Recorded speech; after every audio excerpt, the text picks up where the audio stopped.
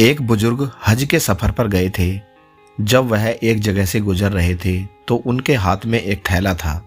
उसमें कुछ पैसे थे। अचानक एक चोर उनके हाथ से थैला छीनकर भाग गया। जब चोर काफी दूर निकल गया तब अचानक उसकी आंखों की रोशनी खत्म हो गई। आंखों की रोशनी जाते देख उस चोर ने रोना शुरू कर दिया। जब लोगों ने चोर से पूछा, भाई क्या हुआ, तो वह कहने लगा, मैंने एक आदमी का थैला छीना है। वह कोई अल्लाह का करीबी बंदा लगता है। मेरी आंखों की रोशनी चली गई। खुदा के लिए मुझे उसके पास पहुंचा दो ताकि मैं उससे माफ़ी मांग सकूं।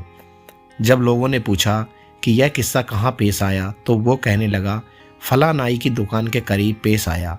लोग उसको उस दुकान पर ले गए और नाई से पूछा कि इस तरह का कोई आदमी यहाँ से गुजरा है, आप उसे जानते हो? उस नाई ने कहा, मुझे उसका घर तो पता नहीं, हाँ मगर जैसा हुलिया आप बयान कर रहे हो वैसा आदमी नमाज के लिए यहाँ आते जाते रहते हैं। अगली नमाज के लिए फिर आएंगे। ये लोग इंतजार में बैठ गए। वह बुजुर्ग अपने वक्त पर तशरीफ़ लाए। लोग उस चोर को उनके पास ले गए तो उस चोर ने जाकर उनके हाथ पांव पकड़ लिए कि मुझसे गलती हो गई, गुनाह हो गया, नादिम हूँ, शर्मिंदा हूँ, मेरी आंखों की रोशनी छिन गई। आप अपने पैसे वापस ले लीजिए और मुझे माफ़ कर दीजिए ताकि अल्लाह ताला मेरी आंखों को ठीक कर दे। वह बुजुर्ग कहने लगे कि मैंने तो तुम्हें पहले ही माफ़ कर दिया है।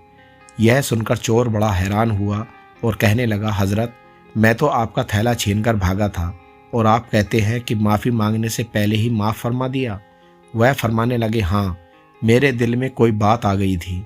फरमाने लगे, मैंने एक हदीस पढ़ी थी जिसमें नबी अकरम सल्लल्लाहु अलैहि वसल्लम ने फरमाया कि क़यामत के दिन जब मेरी उम्मत का हिसाब पेश किया जाएगा तो मैं उस वक्त तक मीज़ान के करीब रहूँगा जब तक मेरे आखिरी उम्मती का फ़ैसला नहीं हो जाता।